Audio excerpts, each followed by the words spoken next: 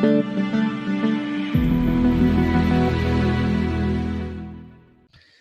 guys, this is Paul from the innovation community here. Today I'm with Tomasz Wyszynski, who is the Vice President of Marketing, Analytics and AI at Schneider Electric. He's a real seasoned AI leader, I'm sure he won't mind me saying. Great to have you with us.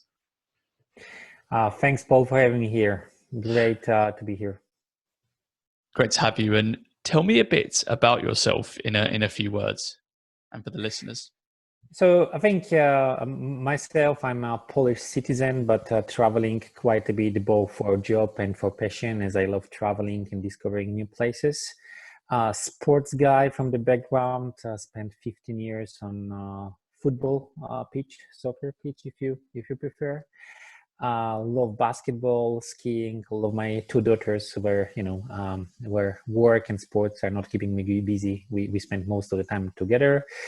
And then, analytics and AI for several years, which is pretty funny, as I would never have expected at my university time to end up as, analytics leader. And, you mentioned you travel quite a bit. What is your favorite country and why is that? Very hard to name one single favorite country. I love many countries, but I think I love Spain and Catalonia in particular.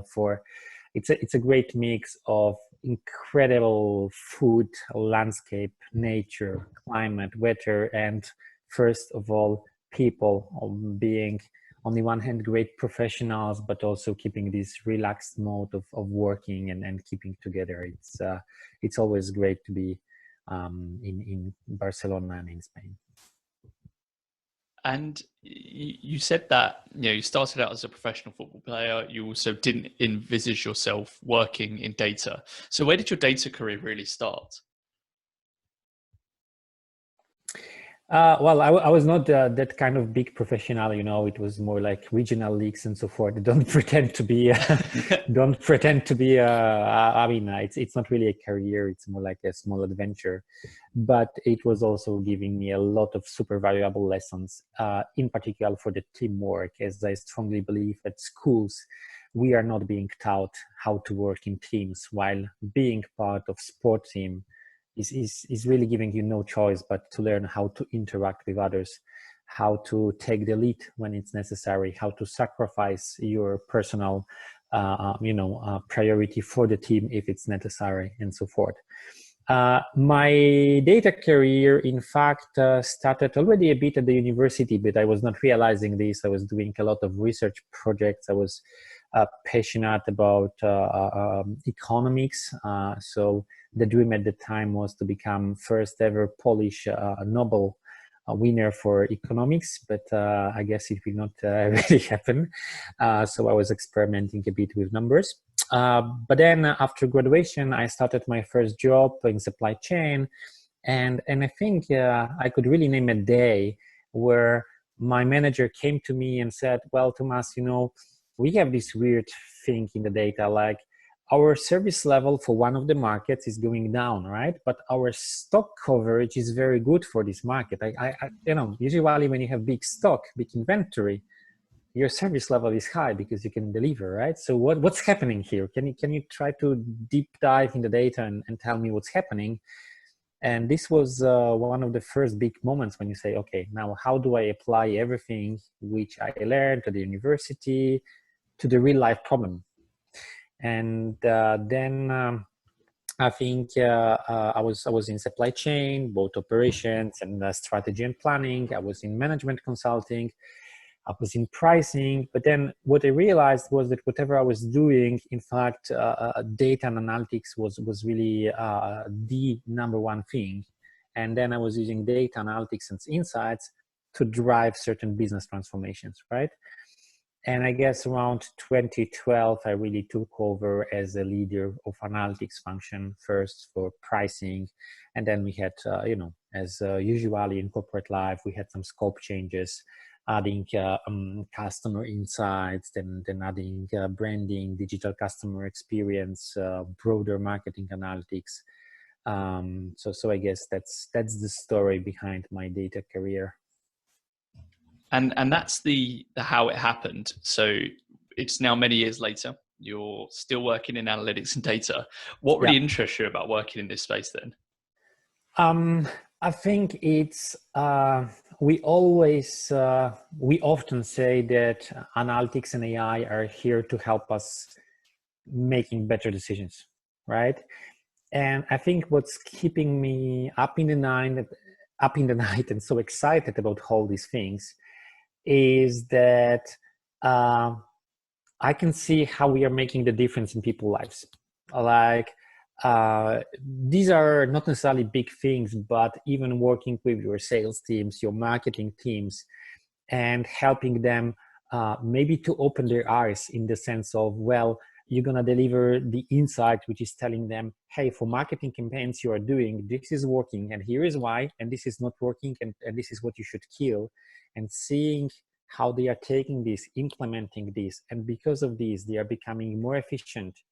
Our customers are becoming more happy. That's really pretty amazing thing. For sure. And dashboards on our phones. That's one aspect of how we can see that in this amazing day and age we live in. Let's take a deep dive into some of the major successes that you've achieved over your career. Right. So I think for the data career, I consider small contribution I did to Schneider Electric to help to transform the company into becoming a data-driven culture, right? So there are a lot of folks contributing to this transformation, and I'm proud to be one of them driving this analytics and AI transformation in marketing and sales functions, which is pretty exciting because this is trying to leverage this tool set to help sales and margins of the company, which is Fortune 500, has a history of over 150 years. And seeing how we are changing the decision-making processes step by step. I mean, that's pretty difficult, but that's also very, very, that's something I'm very proud of. The other things were for sure the transformations we did in the past as consultants. So, leveraging some kind of optimization methods to help supply chain planning and modeling. I'm a proud alum of Metro Group, where I was using a bit data and analytics to run supply chain and category management projects where, for instance, we were using some statistical methods to understand if given product is on shelf or not, right? And this is pretty amazing because usually you do these things by hiring external agency, and then you have some folks running around the store and making notes like this toothbrush is on a shelf, the other not, and so forth. Now I was running some algorithms to kind of do the same thing, and we had like over 90% match between physical audit and what algorithm was saying, which is saving you pretty nice amount of money and helps you to react much faster. So I think these are the key things I'm pretty proud of in my analytics career. A point I want to latch onto there is that your role is now very AI focused, and you mentioned that Schneider is a 150-year-old company, and a big challenge that our members face is change in legacy organizations. How do you and your team really break through the buzzwords and the hype and spearhead change? That's an excellent question. And I guess what's keeping us very busy and challenged these days, right? I think as in every journey, the first step is you have to realize this, right? You have to you are reading all these buzzwords everywhere. You are watching great videos on YouTube and TED Talks and so forth, and it seems like it's so easy, right? You do these things and boom, and they are just happening. While again, we have to realize that at the end of the day, is to change the way people are making decisions. Now, when you realize this, you ask yourself a question like, okay, what should we do about this? How should we proceed versus organizations which are born? And the very first thing you realize, you need to understand what to do. So structure the use cases, right? So for instance, well, let's use AI for sales. But hold on, right? I mean, AI, business-wise, is mostly deployed in business-to-consumer organization. We are mostly B2B company, right? So some of the sales problems we are facing are fundamentally different than B2C sales problems, right? So the first thing is building a robust understanding of your use cases before you even try to prioritize them, right? Because the difficulty might be at a very different level.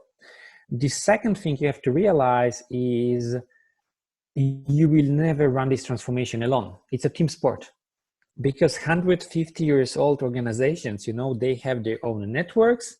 We have something like, I think 140 to 150,000 employees worldwide right now. So if you think you're going to be like this Superman guy, you know, running around and changing everything, well, that's not how it works. And you need allies, you need a team sport. And this goes both for sponsorship level. So you need people who's going to back you up. But you also need to hire or train people who's going to execute these initiatives both technically and as translators, right? Technically, I think it's pretty straightforward, right? Because you talk about developers, data scientists, and so forth. Although here, the caveat is that what I'm finding pretty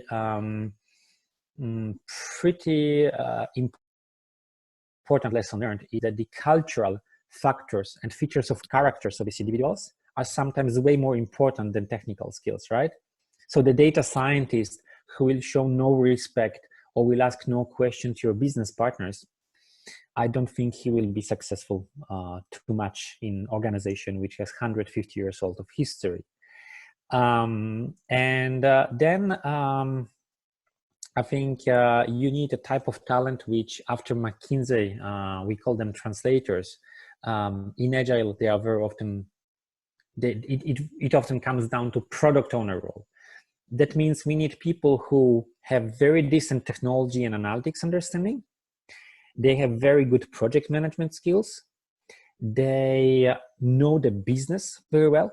They have their own networks, and they can push the agenda through. They can get things done, right?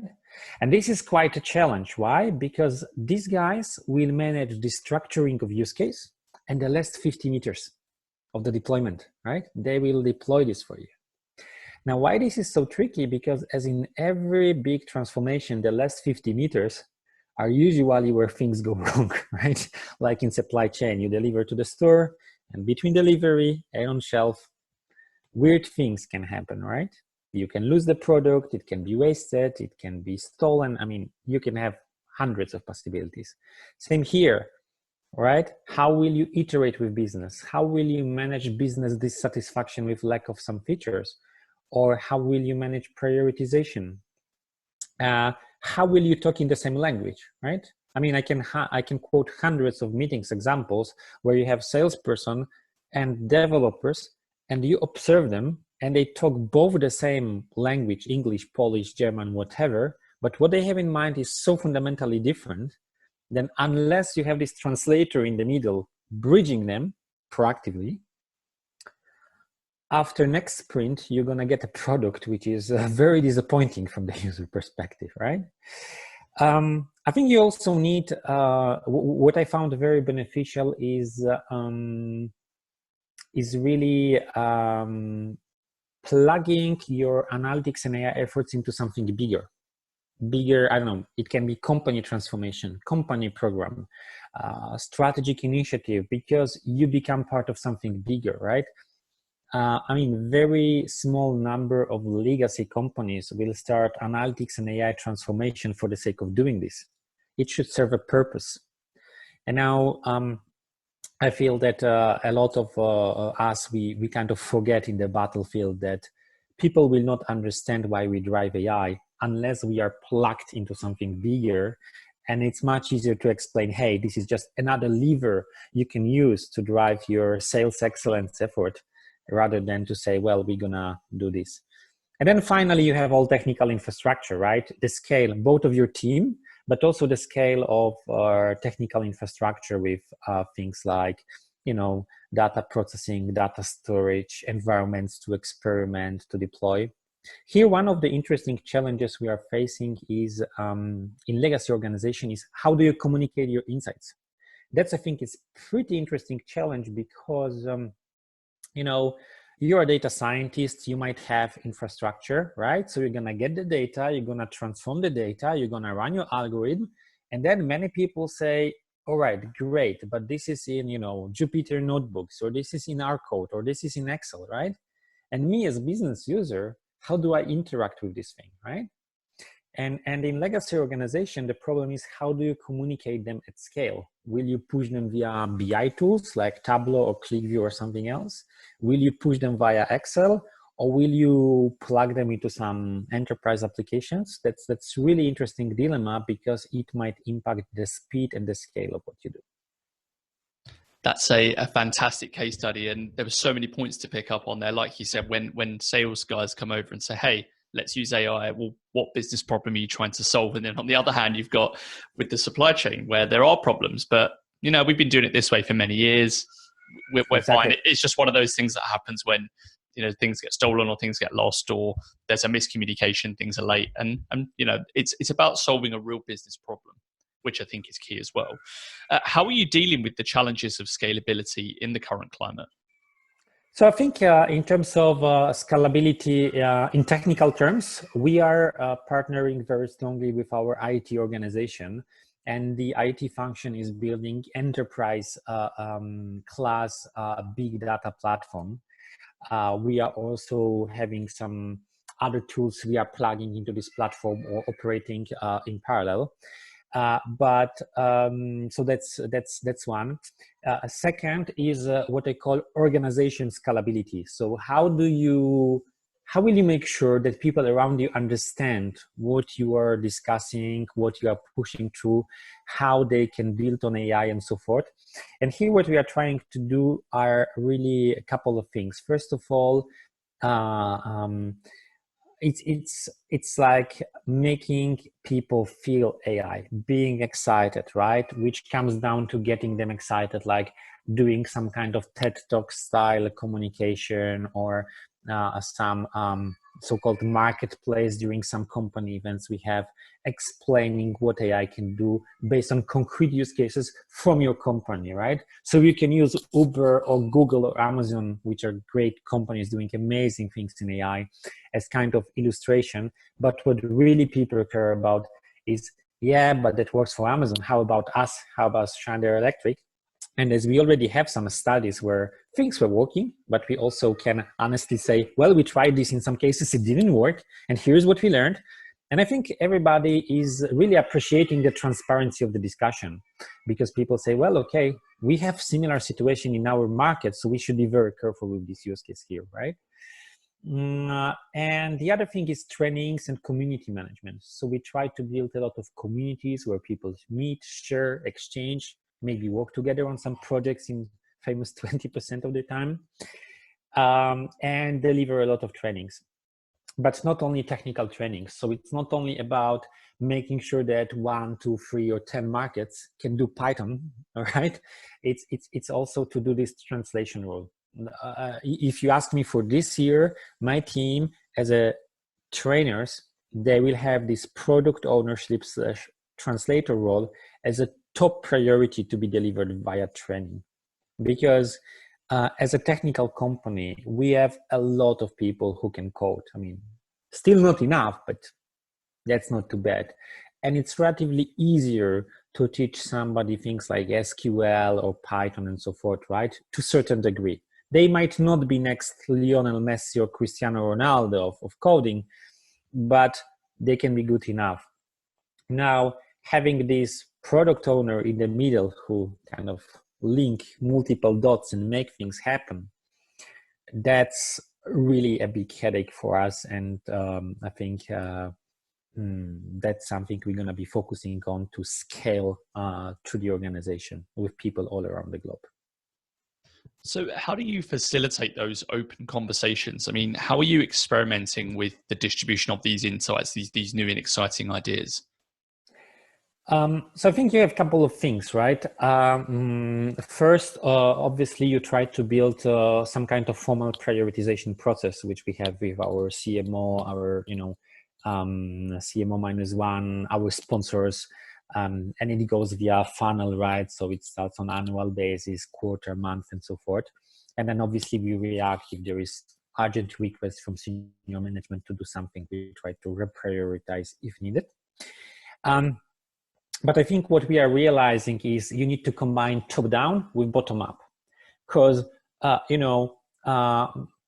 sometimes it's really good to get together with people working in the field. Maybe not even sometimes. I think it's like always, it's very, very important to partner with people who are in the field and who are so close to the customers, because these are really the guys who can feel the pain and who understand really what's going on and what works and what doesn't work in the reality. So we are also trying to book certain amount of our time to run experiments with them, right? And we know by default that 20-30% or even more of these experiments sometimes will tell us it's too complicated. Business value added is not good enough to justify the case. But building this knowledge across organization is priceless.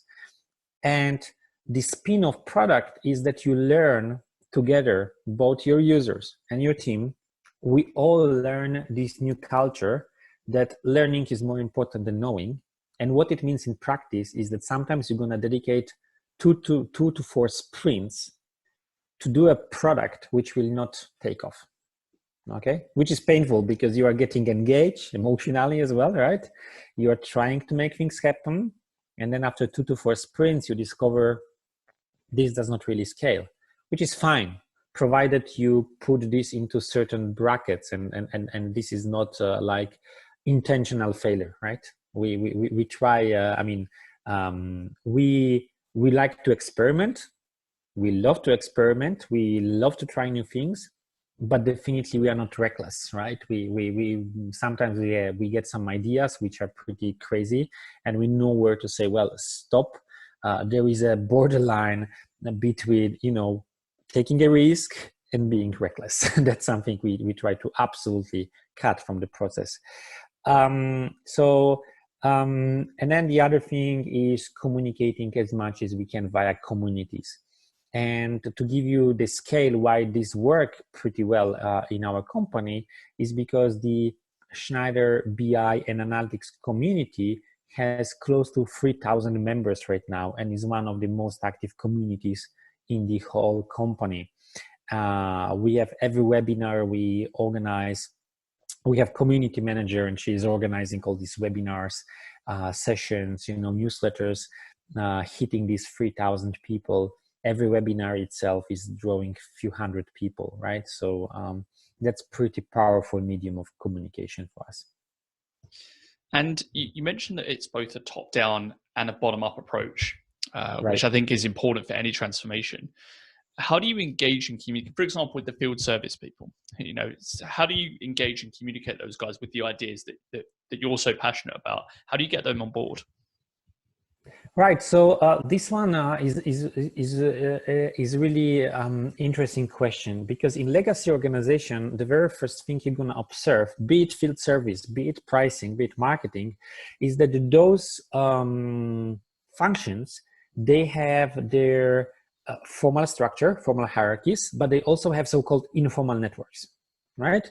So sometimes it's not the guy on top who is really driving the whole organization, and is not the guy who is setting the trend, right? So the first thing you try to understand is, in given function, who is setting the trend, right? If you will experiment with this guy, and if your product succeeds, the next day all of the other people will say, let's go this way, right? So the first thing is for both myself and my project and team leaders to investigate the informal networks in the organization, right? Who is really the most knowledgeable, most respected guy in the network, and interact with her or with him to understand what can be really done, right? And these people are priceless because they are usually most knowledgeable, most respected, and really well connected in the organization. So they have very broad view, and they can help you to understand which use cases might make sense or not. So that's one. Second is about the art of running the conversation. Really, I mean, as trivial as it sounds, you approach this person who has been in the company for maybe 5, maybe 25 years. We tend to have a lot of people who spend quite a lot of time in Schneider, as it's a great company to work for. You know, these guys, they have been doing things in certain manner. They usually are not specialists on AI and data, right? So the first thing is, how do you run the conversation with these folks so that you can really build win-win relationship, right? And then what we do is, when we structure the use cases, we try to use concrete questions and concrete tactics of running this conversation. So, you know, one of my favorite examples, if you wish, is the famous quote from apparently Henry Ford, right? If I would have asked my users, what do they need? They would have told me faster horses, which is apparently what he said when he was producing first cars, right? There is a full story if he really said it or not, but setting this aside, you cannot just, you know, approach these field service guys or sales guys or marketing guys asking them, hey, okay, so we are AI guys, you know, you saw AI in Amazon. Now, what do you need from us from the area of AI? Because that's very non-efficient conversation. And I know I'm exaggerating on purpose, but if you think about this, how many of analytics leaders are making this mistake in this extreme form, or maybe less extreme form? You're going to be totally surprised how many of these conversations are really not going well, because in this crucial moment, we are really trying to push accountability to the business user, asking him or her, what do you need, in 100 various formats. I found what is much better tactic is to ask about what is the role you are playing in the company. Tell me 3 most important decisions you are taking in everyday life, right? In your everyday business life. And let's focus on one of these decisions and walk me step by step through how you are doing this decision, okay? And that's opening the real conversation, because then you are plugging your AI and analytics knowledge and say, all right, so if that's the case, we might be able to help you, because if you're trying to decide which promotion to run in given time period, for which business channel, for which products, at what price point, right? Then you are really able to help the business, right? And there are hundreds of other tips and tricks like this we are trying to use to become really valued and trusted business partners, to help them make their decision better, more efficient, faster. But I found this very puzzling and surprising, how relatively simple things can then derail very big strategic things if you don't manage well this thing. Last but not least, I would emphasize 2 small things. First, we need to be very transparent to our business partners around iterative nature of the whole process. So in other words, we cannot kind of inflate expectations, right? The old thing around under promise, over deliver is still valid, right? And this iterative nature of the whole process of development, the insight, is really super important.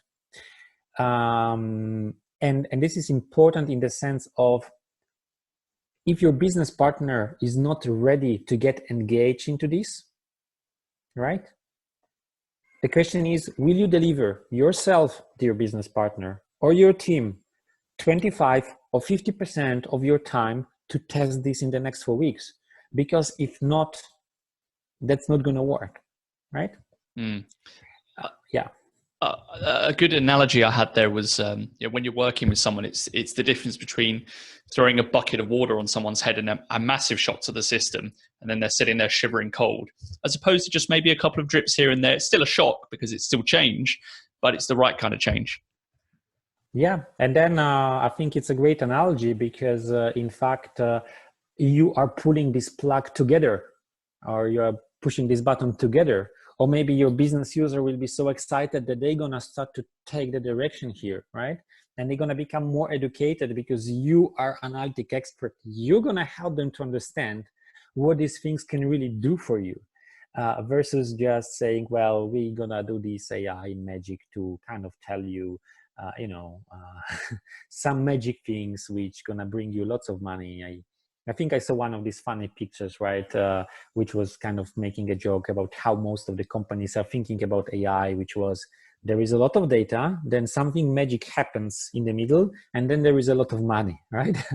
I wish that would be so simple, but I think as with every new fashion, we tend to forget at the very beginning that there are some, I would say, law of gravities, like under promise over deliver, like iterative nature of work, like business engagement, right? which are still valid, and we cannot ignore them. Absolutely. And that's a very good analysis on the bottom up part. How do you engage and communicate with the senior leadership on this then? What's the difference?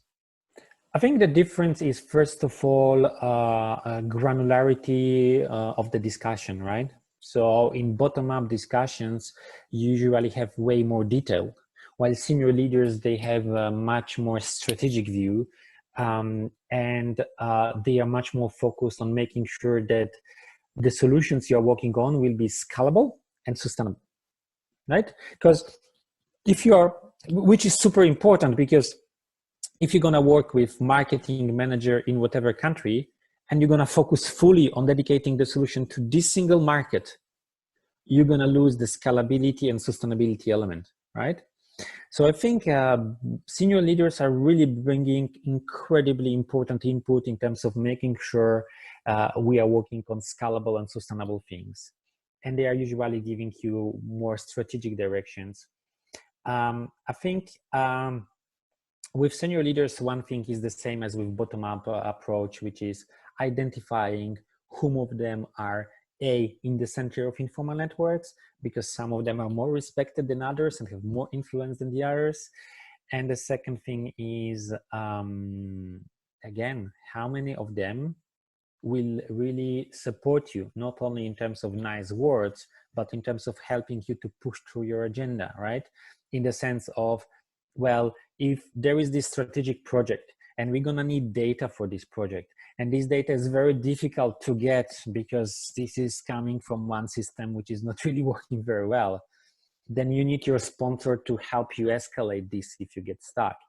And I think we are looking for this type of people to help us. And we are very fortunate to find quite a few, right, in the company. I think it's really fascinating because it's about striking the right balance, Paul, I think, meaning that if you just start top down, you're going to lose, because you're going to lose this element of making bottom-up experiments and cases, which then you can take to top leadership and say, hey, we tried this and look what are the results. Some of the results might not be that huge at the beginning, but even making sure that there is something coming out is really helping them to understand and believe that this is really something which can create added value for the business. And you're obviously working not alone on this, I would hope. How would you describe your general leadership style when working with your own team? I think first thing which comes to my mind is trust, right? So I think every single team member is fully trusted starting from day one.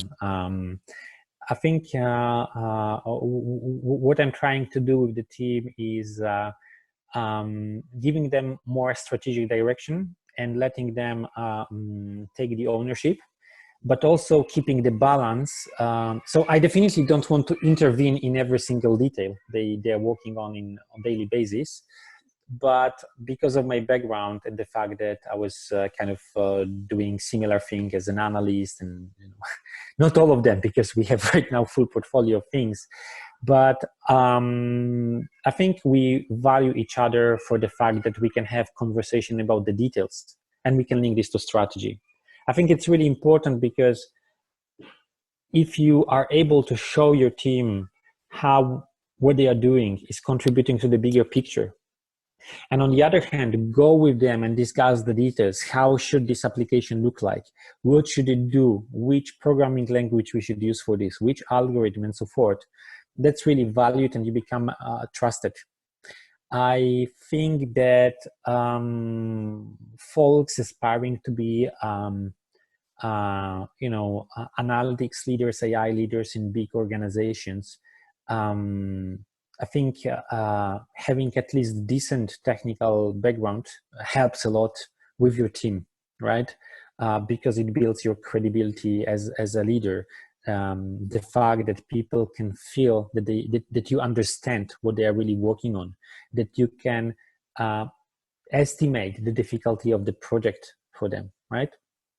And then I think it's all about building some culture features, which I think are fundamental. The first one is, I think, psychological safety, which is a concept very often misunderstood, but psychological safety in the team, this is coming from the study of Google, among others, and some Harvard professors. Psychological safety is not when you have, very sweet and nice situation in the team, right? Psychological safety is about your team members being fully empowered to take initiative and to speak up, which is very difficult if you think about this, because this means that two people sitting together, one guy can look at the code of the other and say, well, I think you should do these things differently. But this is very important long-term, because if you will not make your people empowered to speak up, they will not talk about what can be improved. They will not alert you about the problems which you might have in the team, right? In particular, when you're traveling around the world and there is something happening in your, factory, so to speak, right? So the programming center where people are developing applications, and there is something happening in the team, and people don't feel psychologically safe to speak up, they will not speak up. And you will be amazed to see, like, why people are so stressed. Why are they not happy to work with these great projects, right?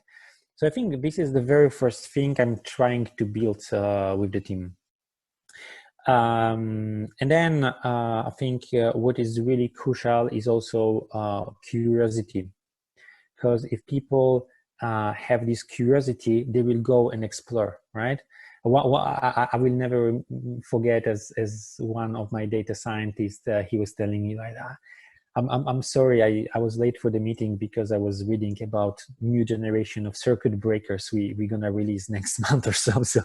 So that's a very good sign, because they get curious about the products we are making, customers we are making. We also try to do things every few months in our team meetings, nominate 2 people or take volunteers and say, hey, pick up any business topic about the company.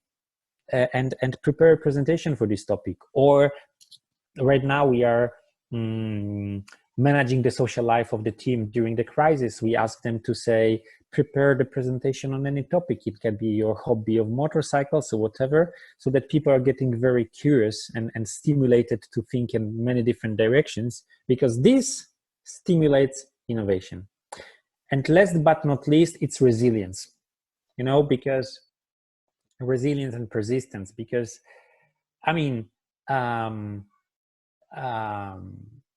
if you are hiring new people into the team, one of the things I like to ask them is, what would be very discouraging for you, right? Why would you kind of think about leaving us after a few months, right? And sometimes the answer is because the business people, they will not listen to what I have to say. And then I know it's probably not the right candidate. Why? Because guess what? Business will not listen to you. That's guaranteed. Business, they have been here for 25 years. They have built company, which is 26 billion euro company, Fortune 500, very successful, right? Company. They might go ahead without you, right? Obviously, it would be better to go together, but that's on us to build this relationship and on business to open up, right? To build this partnership, but they might not listen to you. It's their choice.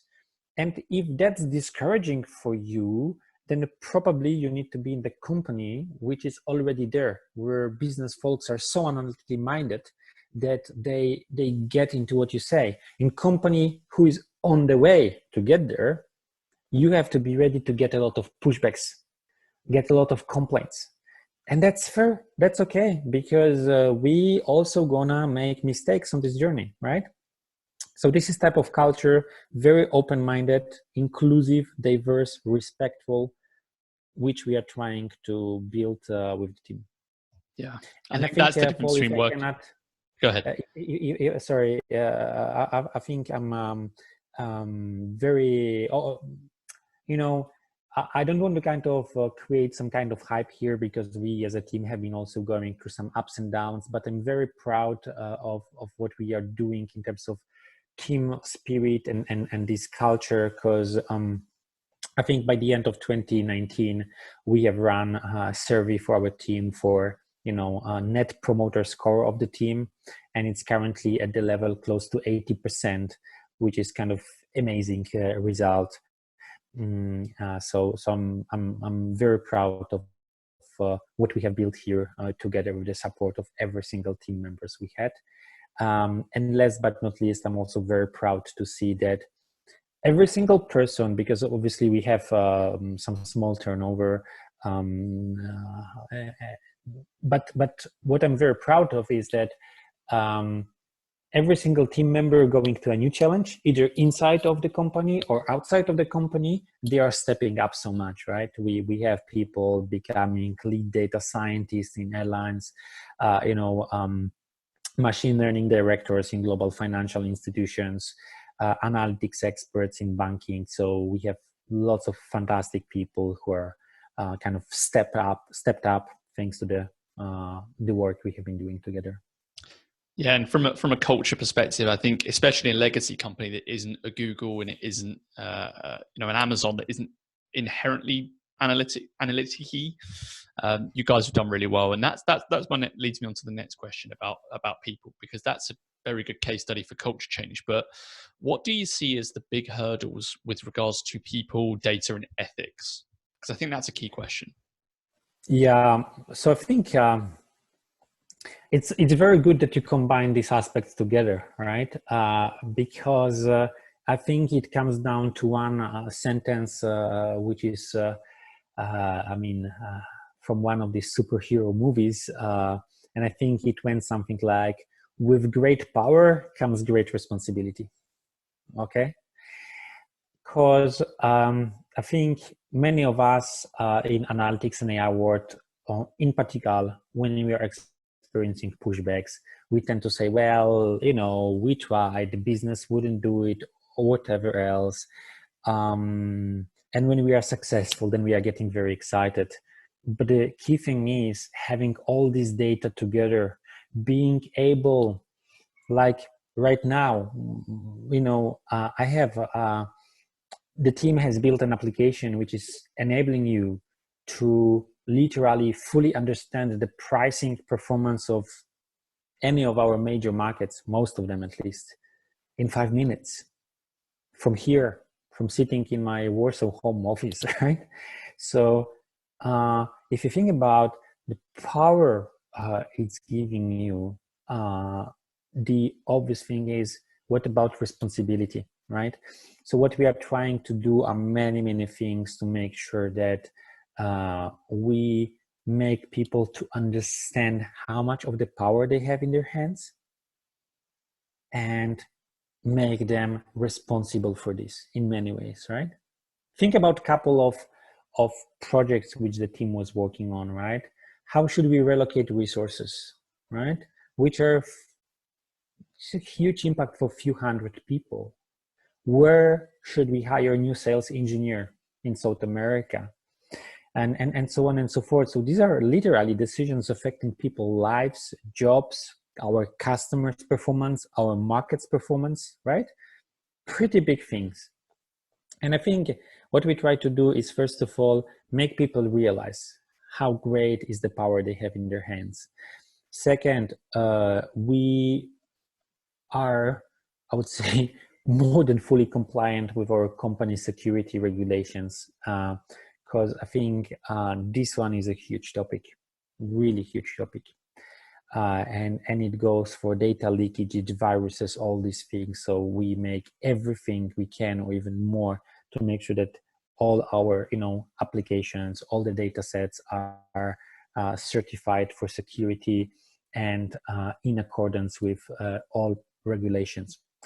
Finally, you have ethical things, which is obviously very famous in B2C, with all these examples of company X building an algorithm for hiring, which is biasing against type of gender or religion or whatever.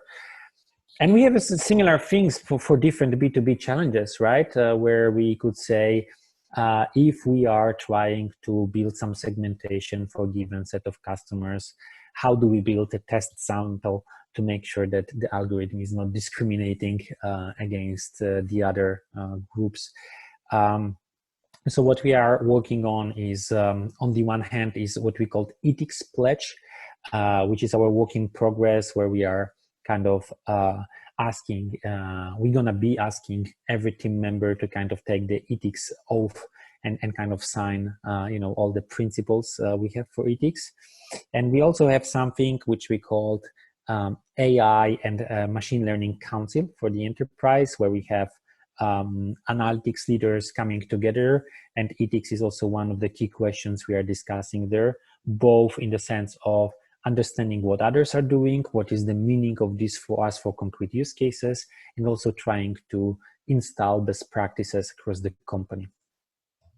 That's fantastic, and I think that's something that I wouldn't say it's been underlooked, but it's definitely not been a priority for a lot of organizations that are trying to become more data driven.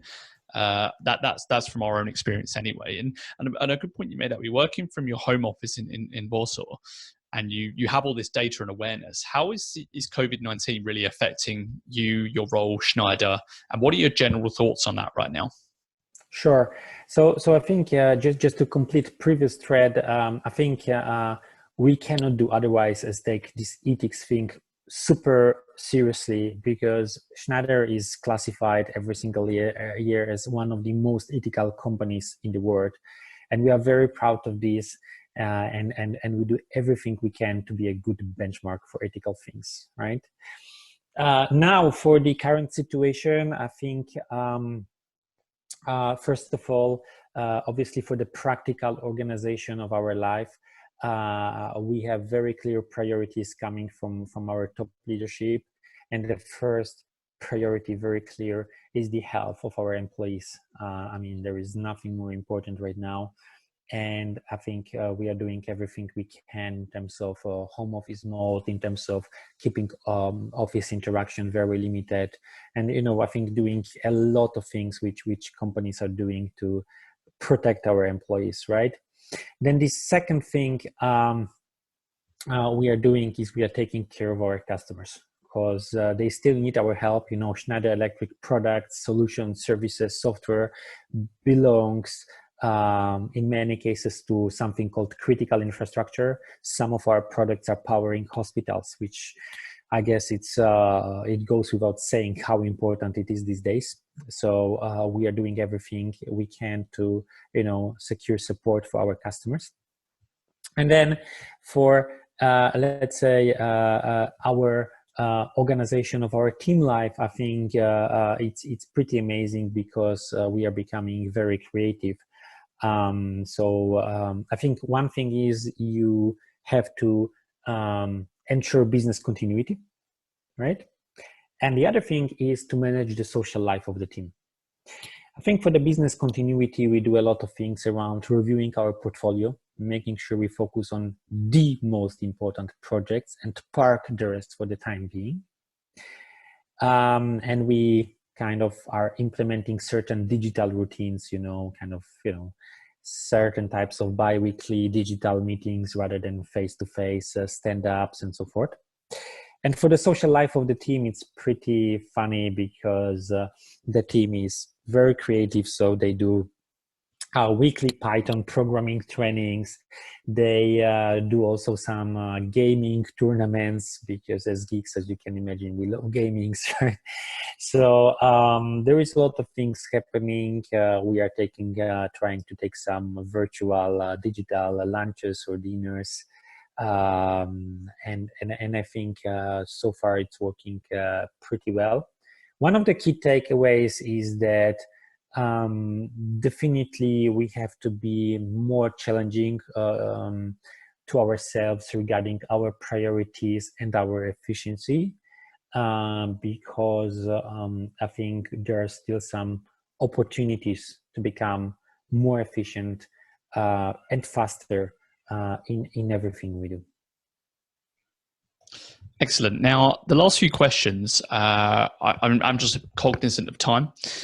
So we'll call it a quick fire round. And this means you'll have no more than 30 seconds to answer them. And I'm going to reel off loads of them. So are you ready? Let's get it started. What was the biggest mistake you made during your career?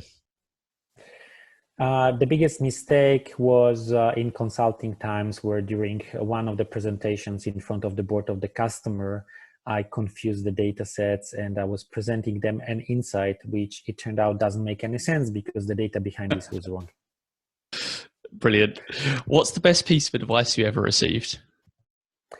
That you cannot run a marathon with the sprinter speed. I tend to do a lot of things and I love to get things done fast. And my first manager in Schneider, he was a great coach as well for me. And he explained to me that, well, Tomasz, it's great that you have all this passion and energy, but you have to understand that you're going to be running marathon, and these transformations are marathons, not sprints. And you cannot run a marathon with a sprinter speed. Absolutely. What does your daily routine look like? So I don't have too many daily routines, but I love to do certain things in the morning. I think what I love to do in the morning is the time with my daughters, to have a bit of fun with my daughters, to put good optimistic music vibes on, and sometimes also to call some of my friends on my way to work to make some jokes, to exchange stories and so forth, because all these things are helping you to energize. Maybe not daily routine, but pretty often I love to do Tai Chi exercise and a bit of meditation, as it helps to relax your mind and recharge your mind. Very cool. What is your top working from home tip? Make sure, it's very trivial, but make sure you organize the space where you can work in a very non-distracted mode, right? In particular, living with kids and family. It's really important to have a place where you can work in non-distracted mode. And if you can't do it, then get yourself a great headset, big headset, which is, canceling all the noise around, and that's helps a lot. Exhibit A. Exactly the ones you have, right? Or even bigger if you prefer, right? Yeah, exactly. Where do you see the biggest opportunity for improvement within Schneider? I would maybe fine-tune the question a bit, saying about my scope, right? Because I'm sure my colleagues from other domains, they have their own challenges and opportunities for improvement. For us is cutting the lead time between idea and scaling. So in other words, in plain English, getting faster. Absolutely. What are you curious about right now? Obviously, I'm curious when we're gonna get back to normal, and I think I'm super curious as non-expert, but I'm super curious about all these virus things and trying to read as much as I can to understand what we are really dealing with. And I'm also very curious about what we're gonna learn as mankind, as societies, as governments from this. So that next time when this type of things will come, we're gonna be much better prepared to manage them. Who is your favorite thought leader or author? Thought leader and author, so I have a couple of them. So in the domain of analytics and AI, that's for sure Andrew Yang and DJ Patil. But I love also to read the books which are memories of great players, great business people. And here there is one person I would like to emphasize, John Wooden, who used to be one of the most famous basketball coaches in US. I really love his books. And finally, I love, it's a bit old style, but well, I love to read books from the old ancient Stoics, like Marcus Aurelius' Meditations and Seneca Letters. Meditations is one of my current reads, actually. So yeah. It's impressive considering how old it is. What is your favorite quote? Because we've had a couple. Maybe there's a new one. Yeah, I think I like quotes because quotes can help you to kind of emphasize the point or kind of stimulate this one particular element you need, right? But I think one of my favorite quotes is coming again from the famous coach John Wooden, and it goes something like, "Don't cry, don't complain, don't make excuses," as a principle for making sure that you can really manage things in the right way. And co-favorite one would be coming from Stoics, saying, "Do the right thing no matter what," which is, in fact, I have I have a big golden coin, which is just having this quote on it, taking this coin always in my wallet with me, as it reminds me about being courageous always, no matter what, and doing the right thing no matter what. If there's an apocalypse as the result of the coronavirus, I'm sure that will be very valuable currency to give to people. Knowledge. I hope so. I hope that the apocalypse will not happen. So no, absolutely. I keep it for later. And last question: what advice would you give for aspiring leaders in data and AI? The most inspiring leader in data and AI, right? What advice would you give for aspiring leaders? For aspiring leaders, I think I would say get ready for a roller coaster ride. Get prepared for the fact it's not going to be easy, and the fact it's not so easy, it's making it is so much of a fun. Okay. And be open-minded. Be open-minded, curious, but be also very, very resilient. Great advice from Tomasz Wyszynski, AI leader at Schneider Electric. Thanks so much for joining us. Thank you, Paul. My pleasure.